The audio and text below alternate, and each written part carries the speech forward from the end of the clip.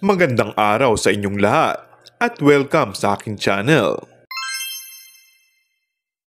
Sa bahagi ng panayam ni MJ Felipe sa TV Patrol, ipinaliwanag ng bida at direktor ng nangungunang primetime na teleserye na FPJ's Batang Quiapo na si Coco Martin kung bakit hindi pa pinakita sa serye ang ilang eksena na hinahanap ng netizens sa ipinasilip na naunang trailer noong huling bahagi ng 2023.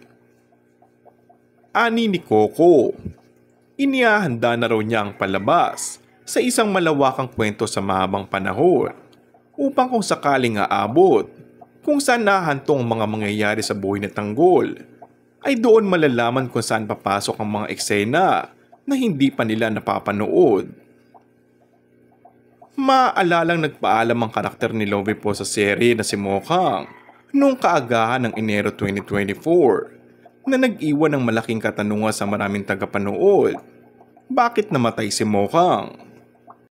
Nariyan din ang hinahanap ng iba sa maraming eksena, gaya ng pagtatagpo ng mag-amang Tanggol at Ramon sa simbahan ng Quiapo sa harap ni Mokhang. Kwento pa ng aktor, naintindihan niya ang karapatan ng ibang manonood na magtanong kung bakit nga ba nawala ang mga eksenang inaasahan nilang mapanood. Alam niya kung gaano inilalaan ng oras ang mga manonood at ng netizens para lamang masilayan ang serye.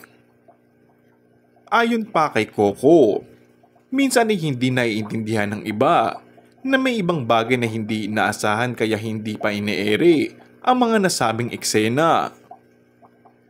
Siniguro ng Primetime King na ipapalabas pa rin nila ang mga nasabing eksena at tiniyak na ikakagulat ng marami ang magiging ayos ng pagpapalabas ng mga seryeng yun. Samantala, inaabangan na ang first anniversary trailer ng FPJ's Batang Quiapo na ipapalabas na ngayong Biyernes, alas 8 ng gabi sa ating primetime bida. And that's all for our today's video. Kung bago ka lang sa aking channel ay mag-subscribe at pindutin na rin ang notification bell. Maraming salamat!